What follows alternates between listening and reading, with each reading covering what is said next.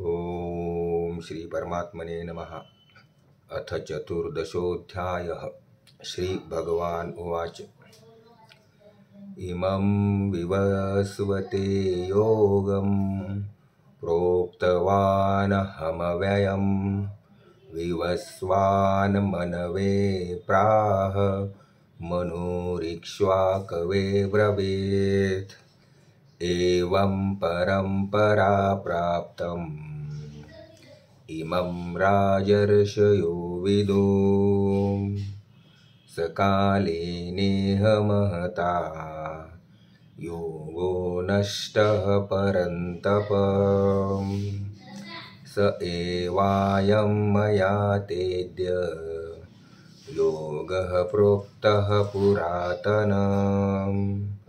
भक्तोऽसि मे सखा चेति रहस्यं हेतदुत्तमम्। अर्जुन उवाच। अपरं भवतो जन्म परं जन्म विवस्वतः कथम् एतद्विजानीयाम् त्वमादौ प्रोक्तवानिति।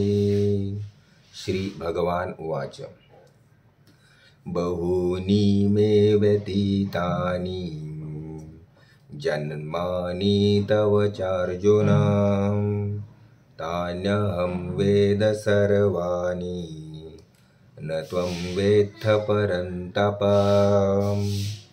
अजोऽपि सन्नव्ययात्मा भूतानामीश्वरोऽपि सन् प्रकृतिं स्वामधिष्ठाय सम्भवात् आत्ममायया।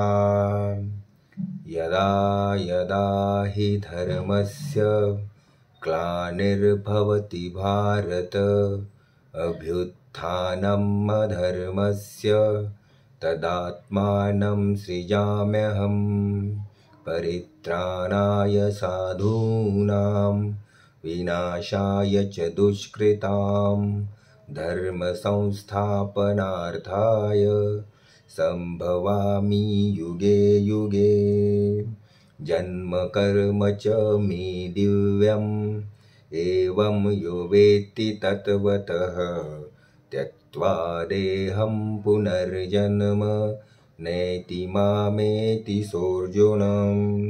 वीतरागभयक्रोधा मन्मया मामुपाश्रिता बहवो ज्ञानतपसा पूता मदभावमागता। ये यथा मां प्रपद्यन्ते तांस्तथैव भजाम्यहम्। मम वर्तमानुवर्तन्ते मनुष्या पार्थ सर्वशः काङ्क्षन्त कर्मणां सिद्धिम् इजन्त इह देवता। क्षिप्रं हि मानुषे लोके सिद्धिर्भवति कर्मजा। चातुर्वर्ण्यं मया सृष्टं गुणकर्म विभागशः तस्य कर्तारपि मां विद्यम् अकर्तारमव्ययम्। न मां कर्माणि लिम्पन्ति न मे कर्मफले स्पृहा इति मां योऽभिजानाति कर्मभिर्न स बध्यते। एवं ज्ञात्वा कृतं कर्म पूर्वैरपि मुमुक्षुभिः कुरु कर्मैव तस्मात् त्वं पूर्वै पूर्वतरं कृतं। किं कर्म किमकर्मेति कवयोऽप्यत्र मोहिता तत्ते कर्म प्रवक्ष्यामि यज ज्ञात्वा मोक्षसे शुभात्।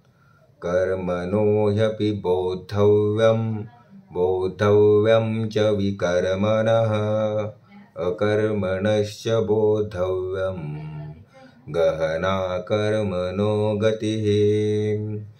कर्मण्य अकर्मयः पश्येत् अकर्मणि च कर्मयः स बुद्धिमान् मनुष्येषु स युक्तकृत्स्नकर्मकृत् यस्य सर्वे समारम्भा कामसङ्कल्पवर्जिताः ज्ञानाग्निदग्धकर्माणम् तमाहुः पण्डितं बुधां त्यक्त्वा कर्मफलासङ्गं नित्यतृप्तो निराश्रयः कर्मण्य अभिप्रवृत्तोऽपि नैव किञ्चित् करोति सः। हरिः ओम। हरे कृष्ण।